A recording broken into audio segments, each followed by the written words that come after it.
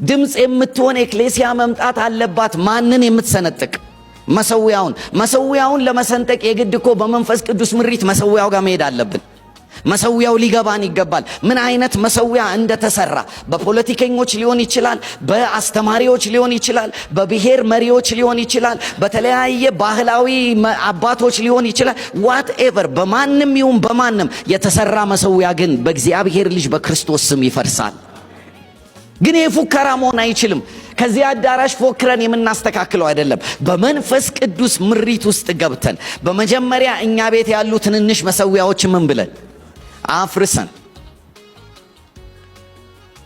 ከዛ ጌዲዮንን እንዲህ ያለው የግድ የት ያለውን ያለው የሚገርም እኮ ነው።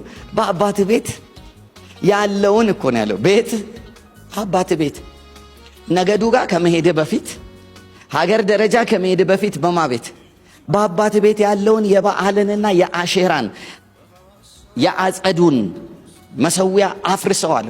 በምትኩ አይደል ያለው ሌላ መሰዊያ ስራ፣ በምትኩ የኔን መሰዊያ ስራ። ስለዚህ እነዚህን መሰዊያዎች አፍርሶ በምትኩ የእግዚአብሔርን መሰዊያ መስራት፣ የክርስቶስ ኢየሱስን ንግስናን ማግነን የኛ የመጀመሪያ ስራ መሆን አለበት።